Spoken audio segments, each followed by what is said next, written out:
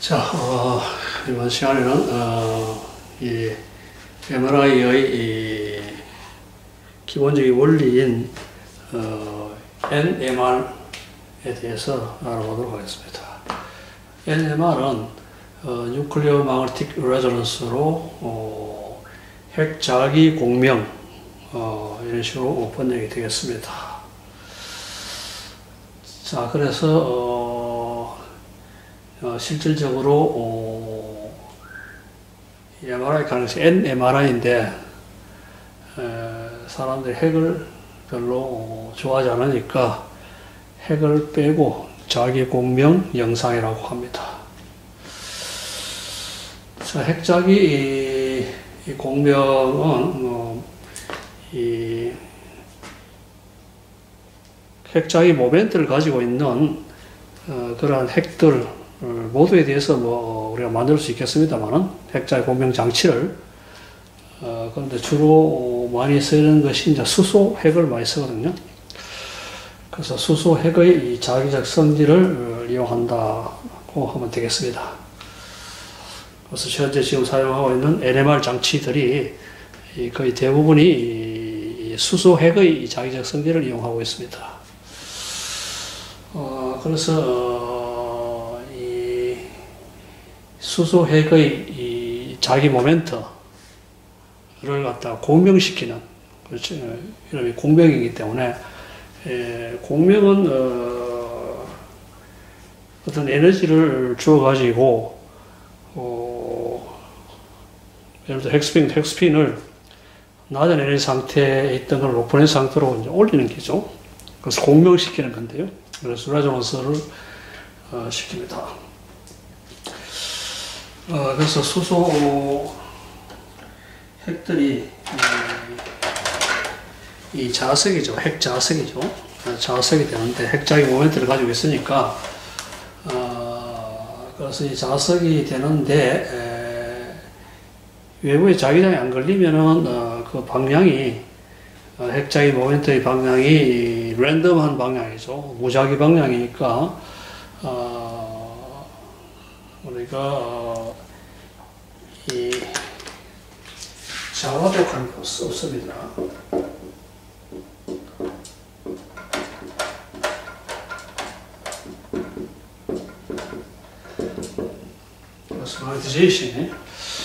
스마리테이션이 뭐냐 하면은 이 핵자기 모멘트를 벡터적으로 합성한 것이에요. 그래서 핵자석들이 많잖아요. 많은데 방향이 다 다르잖아요. 핵자기 모멘트들을 가지고 있는데 하나하나가 자석이에요. 자석인데 이걸 갖다가 이제 벡터적으로 합성해서 이 단위 체적당 저기서 벡터 합성했을 때 어느 정도 되느냐. 그래서 자석의 세기죠. 자석의 세기라고 이야기할 수 있겠습니다만. 그래서 자화도락 항선 단위 체적당 자기 모멘트를 우리가 자화도라고 합니다. 자, 그래서 외부에 자기장이 안 걸리면은 핵 자석들이 랜덤하게 이 방향을 핵 자석들의 방향들이 전부 다 무작위 방향이기 때문에 저걸 벡터적으로 합성해도 이 자석의 세기는 0이 되죠. 그래서 자화도는 0이 됩니다. 자, 그런데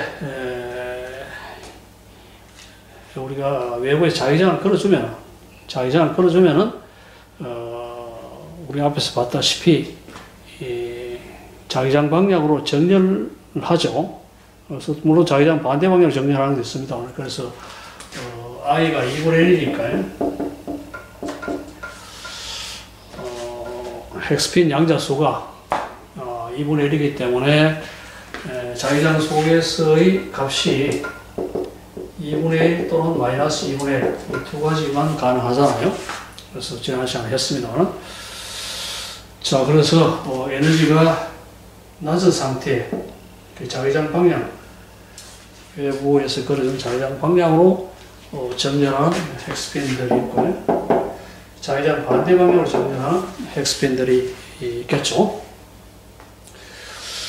자, 그래서 자화도에 대해서 나중에 이야기하겠습니다만 어쨌거나 자기장 방향으로 정렬하는 핵스핀들이 많기 때문에 결과적으로 이 벡터적으로 합성하면은 자기장 방향으로의 이 자화도가 발생해요. 그래서 자석이 되는 것이죠. 자, 그래서 이 핵자의 공명에서는 일단 외부에서 자기장을 걸어줍니다. 아주 센 자기장을 걸어줘요. 자, 센 자기장을 걸어주면은 자기장 방향으로 정렬하는 핵스핀들과 자기장 반대 방향으로 정렬한 핵스핀들이 있죠. 자, 그래서 우리가 에너지 준위식으로 표시하면은 에너지 낮은 상태, 에너지 높은 상태 이런 식으로 이제 표현을 할 수가 있고요. 자, 저런 식으로 이제 이 핵스핀들이 수소핵들이 정렬이 된 그러한 상태에서 외부에서 우리가 이 펄스를 걸어줍니다. 라디오파 펄스, 왜 라디오파인지는 뭐 좀 이따 이야기하겠습니다. 전자기파를 걸어주죠. 전자기파 펄스를 걸어주는데 이 전자기파 펄스의 에너지가 이 두 에너지 줄이 사이 에너지 차이 델타 E에 딱 맞는 것을 걸어주면은 이 공명이 됩니다. 에너지를 받아가지고 낮은 상태에 있는 핵스핀이 에너지를 받아가 높은 상태로 올라갈 수 있죠. 이걸 우리가 공명이라고 하죠. 핵자석이죠. 핵자석이 공명되잖아요. 자, 그리고 이 펄스니까 펄스라고 하는 것은 순간적으로 걸어주고 끄거든요. 순간적으로 걸어주고 끄는 그런 전자기파를 우리가 펄스라고 해요. 자, 이런 식으로 외부에서 이 전자기파에 에너지를 줌으로써 낮은 상태에 있던 핵스핀들이 높은 상태로 공명되어 가지고 올라갔습니다. 간 후에 이 펄스가 없어졌죠. 없어졌으니까 외부에서 억지로 낮은 상태에 있던 것을 높은 상태로 올리는 그 외부 에너지가 없어졌어요. 없어지면 어떻게 되겠습니까? 위에 있던 것들이 밑으로 떨어지겠죠. 그렇죠? 자, 떨어지면서 에너지가 일이 크고 작으니까 남는 에너지를 방출하죠. 자, 저것이 바로 MR 신호입니다. RF 신호. 물론 요거하고 똑같은 우리가 준 펄스하고 똑같은 진동수의 파를 방출합니다. 자, 그런데 이제 여기서 문제가 뭐냐 하면은 이 바로 모든 것이 그렇습니다만 순식간에 바로 막 떨어질 수는 없잖아요. 그래서 어떤 시간이 필요해요. 에너지를 줘야 되니까 외부에 에너지를 주고 밑으로 떨어져야 되니까 결과적으로 어떤 시간이 필요합니다. 그래서 우리가 릴렉스 되는데 이완 되는데 그래서 밑으로 떨어지는데 어떤 일정한 시간이 필요해요. 그걸 갖다 우리가 이완 시간이라고 합니다. 자, 저 이완 시간은 결국 주위에 어떤 물질이 있느냐에 따라 가지고 에너지를 쉽게 주고 떨어질 수 있고, 안 그러면 결국 막 물같이 굉장히 빠른 그러한 액체가 있으면은 이것이 에너지를 주기가 참 힘들거든요. 그래서 좀 시간이 오래 걸리고 그래요. 그리고 지방의 경우에는 쉽게 에너지를 지방 분자들한테 주고 밑으로 떨어질 수가 있죠. 그래서 이완 시간 자체가 주위에 어떤 물질이 있느냐, 핵스핀 주위에 어떤 물질이 있느냐에 따라 가지고 이완 시간이 달라집니다. 그래서 이 이완 시간이 위치마다 핵스핀이 있는 위치마다 다르기 때문에 결국 그걸 측정해서 명암 처리한 것이 바로 MRI 영상입니다. 자, 그러면은 이러한 이 핵자기 공명을 위해서 외부에서 펄스를 걸어주는데 저 펄스 자체가 이 진동수가 어느 정도 되느냐 하는 것을 한번 보도록 하겠습니다. 그래서 이 에너지 줄이 사이의 차이는 앞에서 봤다시피 gamma h가 b죠. 그래서 이건 h가 오메가인데 오메가는 gamma b로 이걸 우리가 라고 프리퀀시라고 합니다. 자, 그래서 우리가 공명을 시키기 위해서는 밑에 있는 걸 위로 끌어올리려고 하면은 이 에너지 차이에 해당되는 걸 갖다 걸어줘야 되겠죠. 안 그러면 반응을 하지 않겠죠. 자, 그래서 이 어떤 펄스 파의 에너지는 진동수에 비례하잖아요. HF잖아요. 양자역학에서. 그래서 양자가 되었으니까. 그래서 전자기파도 전부 다 양자로 구성되어 있거든요. 포톤으로 되어 있죠. 광자로 되어 있죠. 그래서 광자 에너지가 진동소 F인 경우는 HF죠. 현대 물리 이 시간에 많이 저런 걸 다룹니다만, 어쨌거나 우리가 전자기파라 하는 것은 입자로 되어 있죠. 파동인 동시에 입자죠. 그 양자역학적으로. 자, 그래서 이 입자로 구성되어 있는데 입자의 에너지가 HF죠. 그래서 전자기파의 에너지가 HF인데 H는 프랑스 항소고요. 결국 이제 이 에너지 차이 델타 E에 딱 맞는 걸 공급해 줘야지 공명이 일어나잖아요. 그래서 그게 공명 조건이잖아요. 자, 그래서 F를 계산해 봅시다. 델타 E는 25오메가로 되어 있으니까요. 오메가 가마베이니까. 그래서 이렇게 되고요. 수소의 경우에 2파이브의 감마가 42.6 메가헤르츠죠. 앞에서 봤습니다만. 자기장 B가 그래서 이게 B0네. B0. 자, 우리가 주로 사용하는 게 현재 사용하는 3테슬라니까요. 3테슬라의 MRI를 많이 사용하니까 3테슬라를 잡아보면 127메가헤르츠예요. 그래서 우리가 외부에서 걸어줘야 되는 라디오 파의 진동수가 127메가헤르츠다.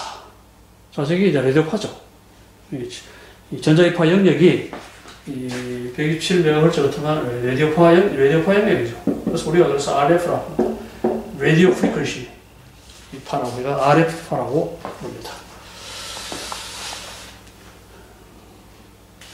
자, 그래서 앞에 이야기했다시피 이완되는데 이완 시간은 핵스핀이 이완을 주위 물질에 의존하기 때문에 핵스핀이 어디에 있느냐에 따라 가지고 지방에 있는 핵스핀이냐 안 그러면 물하고 섞여 있는 핵스핀이냐 물이냐에 따라 가지고 다르죠.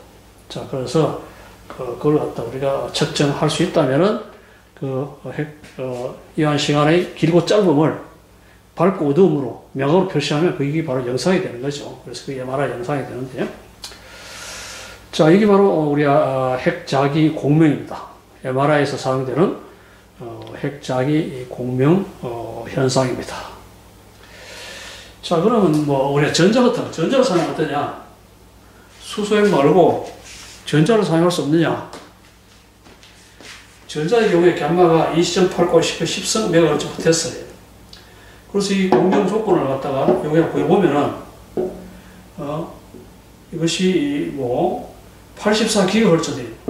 3테슬라 경우에 1.5테슬라인지 뭐 자관 1에서 3테슬라 가까이 되는 경우에 이 전자를 사용하려고 하면은 전자를 갖다 여기시켜 가지고 공명시켜 가지고 그래서 영상을 얻으라고 했을 경우에는 우리가 라디오파가 아니고 84GHz의 마이크로파를 갖다가 공부해도 돼요. 우리가 마이크로웨이브 오븐 알잖아요. 마이크로웨이브 오븐은 수소를 진동시켜 가지고 물을 진동시켜 가지고 열을 발생시켜 가지고 결국 그 음식물을 갖다 덮이고 익히는 그런 장치잖아요. 마이크로웨이브 오븐이.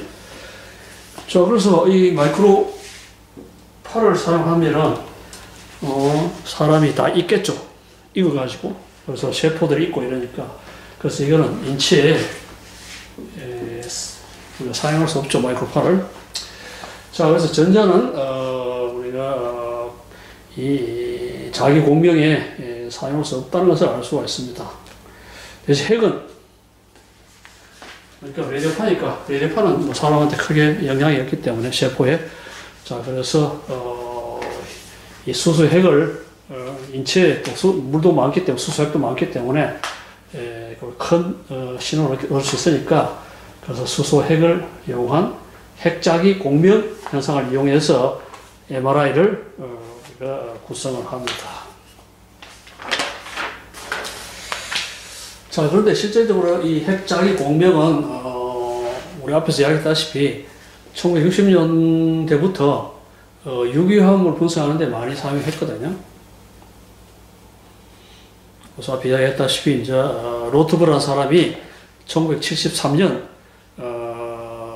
이 경사자기장을 갖다가 아이디어를 내가지고 결국 MRI를 실용적으로 우리가 사용할 수 있게 되었는데요. 그전에는 우리가 주로 NMR 이걸 갖다가 주로 유기화합물 분석하는 데 많이 사용했거든요.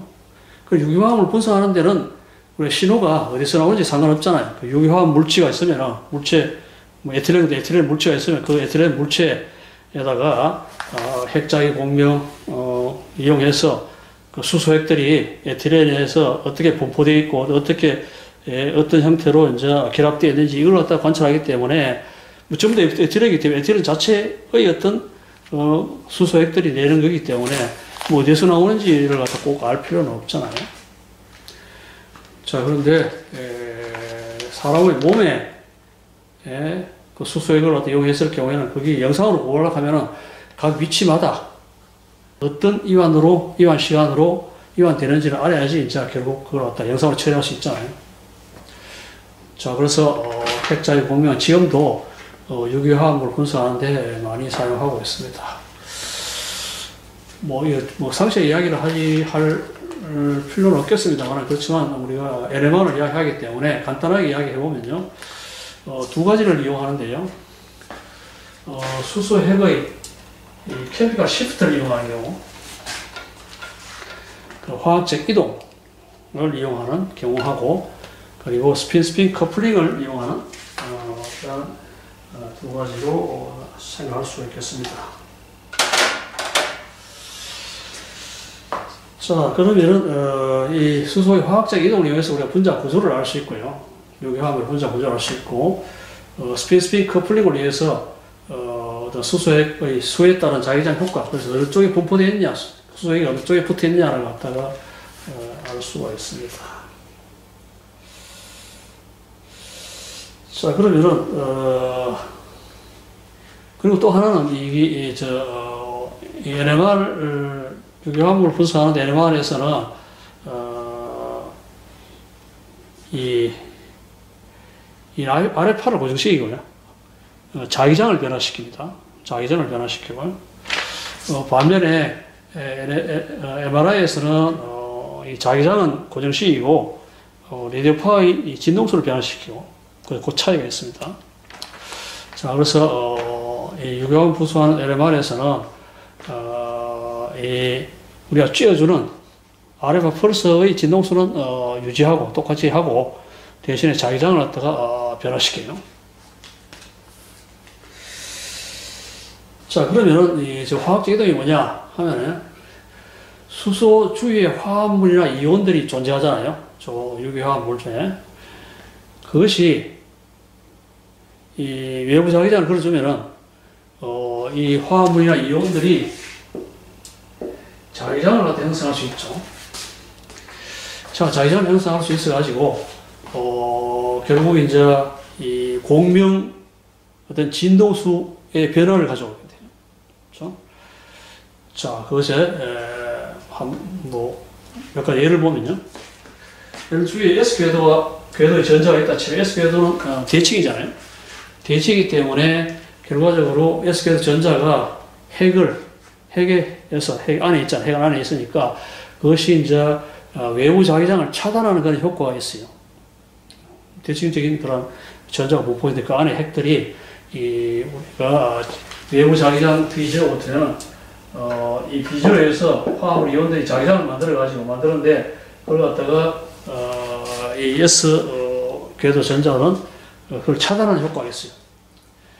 자, 그래서 공명을 위한 이 자기장을 갖다가 좀 더 센 걸 걸어줘야 되죠. 이것 때문에 좀 줄어들었기 때문에 외부 자기장을 차단해가지고 이 수소핵이 오는 자기장이 B0가 아니고 B0에다가 빼기 델타 B 이걸 갖다 보기 때문에 결국 갖다 이걸 B0로 만들어 가면은 델타 U만큼 갖다가 더 걸어줘야 되죠. 자, 그래서 공명을 위해서는 조금 더 센 자기장이 필요합니다. 자, 반면에 P궤도 같으면, P궤도 전자 같으면은 이거 비대칭이잖아요. 그래서 결국 외부 자기장을 증가시키는 효과가 있죠. 그래서 이건 B0 플러스 델타 B가 돼가지고 결국 우리가 자기장을 갖다 공명시키기 위해서는 B0만 있으면 되는데 이게 B0 플러스 되기 때문에 좀 약한 자기장을 걸어줘야 됩니다. 자, 그래서 그 차이가 이 공명 진동수 차이가 대략 한 12 ppm 정도 내외돼요. 그건 많지는 않습니다. 그래서 저걸 통해서 어느 정도냐에 따라 가지고 이제 이 분자의 구조를 갖다 우리가 알 수가 있겠죠. 자, 그런데 이제 사용할 수가 있고요. 자, 그리고 스피드 커플링이라고 하는 것은 스핀들이 주위에 핵 스핀들이 있기 때문에 그것들이 이제 이 외부 자기장에서 자석이 되어 가지고 핵 스핀한테 영향을 주잖아요. 영향을 주기 때문에 결국 거기에 따른 효과가 있을 수가 있습니다. 자, 그래서 이제